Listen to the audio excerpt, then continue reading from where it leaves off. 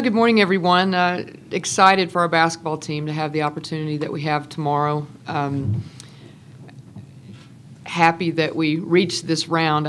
Reflecting back on yesterday, you look back at our team and definitely think that we're in the growing process with our program. And you look at the first half, and I do think that some of it, just looking back at the way we played, may have been some first-game jitters.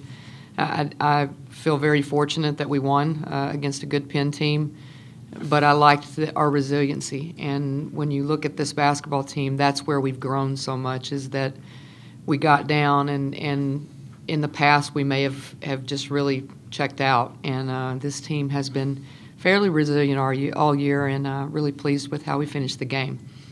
Looking forward to Maryland, obviously a very, very tough assignment for our team on their home court. A physically imposing team that we are going to have to be prepared mentally and physically. I think they challenge you in so many areas, but I do think that we have some similarities with some teams in our league that we can reflect back on and say this is how we're going to have to defend them and play against them according to who we have played in our league. So should be a fun game. Okay, thank you, Coach. And with that, we'll open it up for opportunities for the media to ask questions. Please wait until you have the microphone, and also please identify yourself and affiliation prior to asking a question.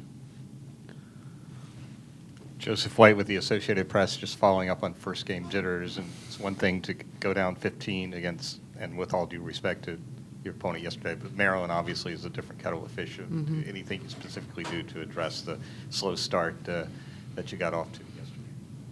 Well, you can't have any jitters in this round. I mean, there's not any question about that. And again, that is no disrespect to Penn, because I really think Penn is a very good team.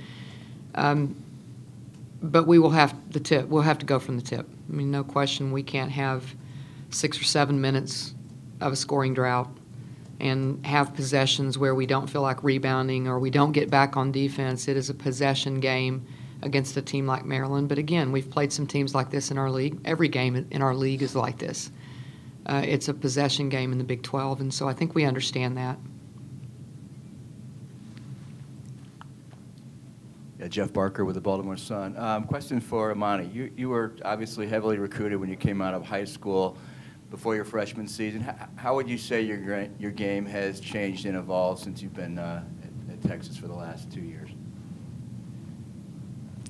I think I've been blessed to have a great coaching staff that pushes me every day in practice, and I think I'm a much more physical player than I was in high school. And I play harder. Rick Cantu, the Austin American-Statesman. Coach, double question. Do you think women's basketball is ever going to move to the point of having neutral sites for first and second round? And two, seeing what Maryland has, how big of an advantage will it be for them to be playing on their court tomorrow? Well, first of all, first question is no, I don't think we're at that place. I think women's basketball has its own unique opportunities and its own niche, and I think part of that is playing on home sites in the first rounds. I think we are in the process of still learning about our game, and it is evolving. I think we tried that, and I think we are very solid with our thought processes that we need to stay at home sites in the first rounds. And Maryland's fortunate enough that they bid on it and had a great year and earned their position that they're in. And this is really not a lot different for our team than going to Iowa State or going to Oklahoma or going to Baylor. So that's how we have to approach that from a mental standpoint. But I do think that the home sites right now are what's best for the women's game. Coach Todd Carton from Testudo Times, and I also have a two-part question. One is sort of a general question about scouting Maryland, and in terms of what you had seen of Maryland prior to yesterday's game, did their shooting surprise you at all? And two, just specifically, would you talk about maybe facing Alyssa Thomas, a player of that caliber, and what you might have seen in the Big 12 that would be a comparison there? First of all, their shooting, once they got ahead, I think they relaxed and it became they became very comfortable yesterday. And I think anytime you find a team that's on their home court that gets comfortable with the flow of their offense, then their shooting is really good. Our team is like that, actually. And I think there are some similarities between our teams. When we get in a flow and our confidence level gets up against a team, then we shoot really well. And sometimes uncharacteristically well from the perimeter. But it's kind of like everybody starts getting involved, and I see them as being a little bit like that. I think they're streaky.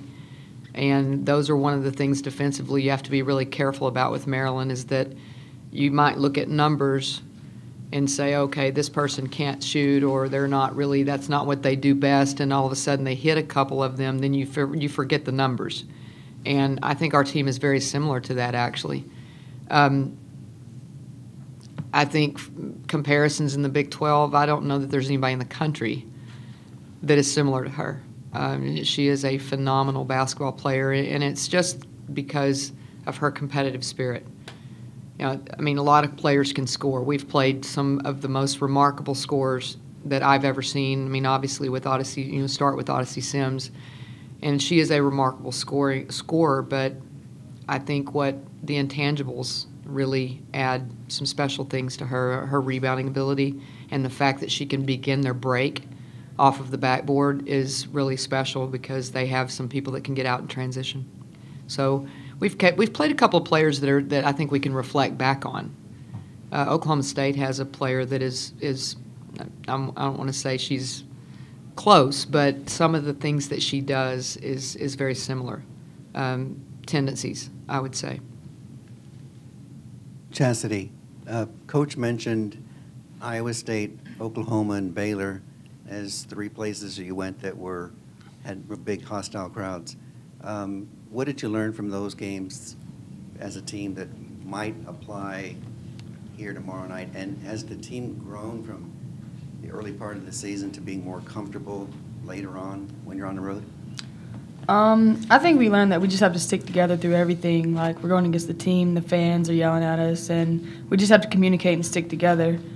And from learning, which that's pretty much what we learned through the losing at Oklahoma and losing at Baylor, is that we have to stick together. Imani, earlier Lexi Brown, Maryland, was in this room, and she was saying, talking about the game, she said, our goal pretty much is to get Imani in foul trouble. Hearing that, how do you react to that, and knowing that that's a target of theirs? What's your thought process as you digest that going into the game? Well, I'm flattered that I'm a target, but I'm not really sure that I'm the only thing they should be worrying about. And a lot of teams have said that. So, like Coach said, it's going to be a competition. We're a similar team, and we're all going to have to battle. And it's basically going to be a game of wills. With that being said, I'm going to try not to get in foul trouble tomorrow. And I would hope they're worrying about more than me, because we have a lot of other players that can do a lot of things. Craig Way from AM 1300, The Zone in Austin. Chaz, you mentioned to Coach yesterday that you just got your first NCAA tournament win. So less than 24 hours to reflect on. What does that mean to you to actually not only play in a tournament, but to get a tournament win? It's really just a great feeling to know my team had my back the whole game. I mean, just like I told another person, Imani said she had my back after the West Virginia game. She said, I'm not going to let you lose again. And, I mean, she had my back yesterday. So, I mean, it just feels really good to know that my whole team has my back.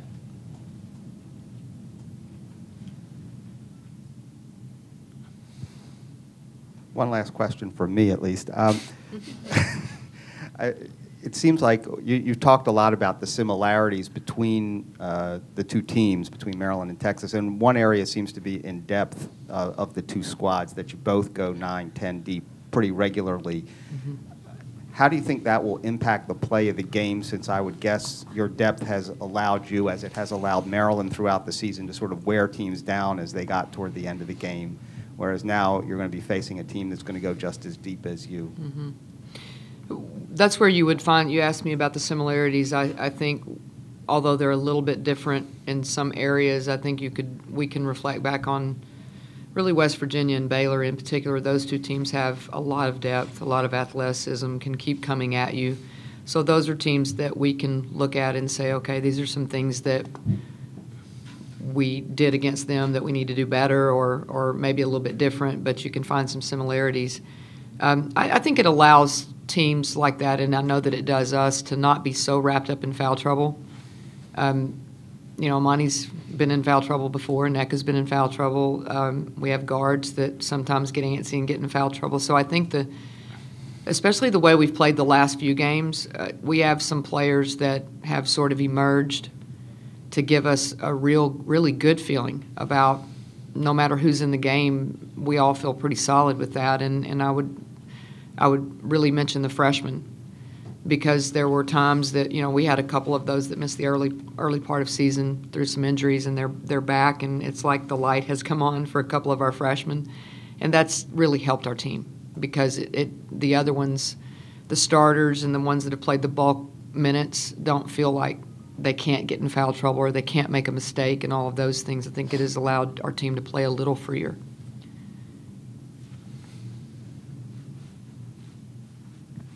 Imani, a couple of times during the season you'd mentioned about the challenge of trying to be self-motivated. You mentioned in some games about being properly motivated in going into the games, and clearly, obviously motivated yesterday in the game. Is it now just because of what's happened during the course of the season, more time, more comfortable with things, the tropical blaze hairstyle, all those? I mean, is there something different now that has that motivation for you that maybe you had some challenges with earlier in the year?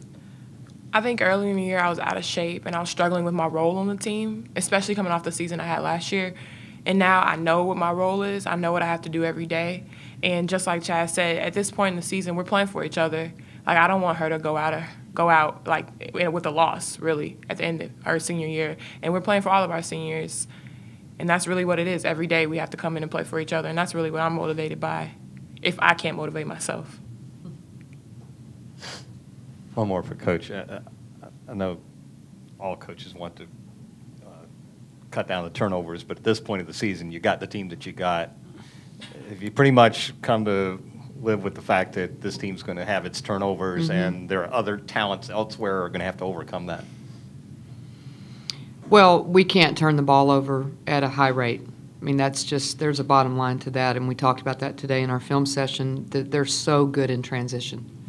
And it's off of misses, which you can somewhat try to control, which is to battle with them on the boards and not let them have every rebound. But the other piece to that is exactly what you're saying, which is what they create off of turnovers. So we're going to have to really take care of the basketball, and that has been a challenge for this team.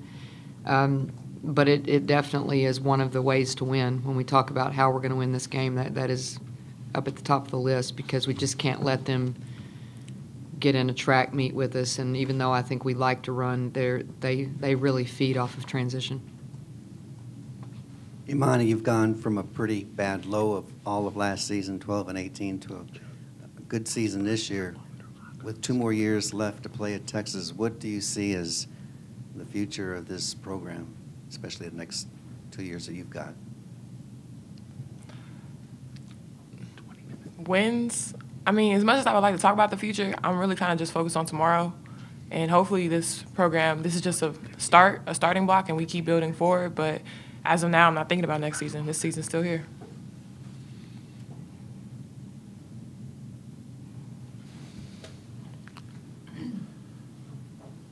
For those of us who haven't seen you in person, Imani, is the hair color a recent thing, or?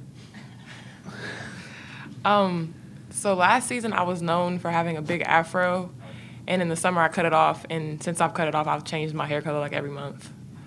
So if we make it out of this round, I'll probably have a different hair color when we go to the Sweet 16. What was the previous color? I don't even know. Red, I think? Red. We don't really like red at Texas, so we got that pretty quick. We're not fans of red. Not because of Maryland. That's not it. We just don't like red. Sorry about the sweater, Red. Yeah, I was about to.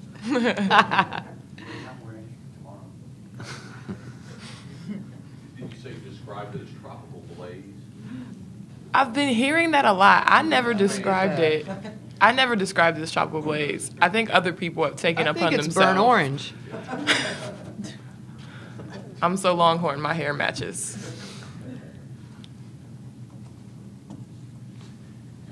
Any additional questions? Okay, thank you for joining us.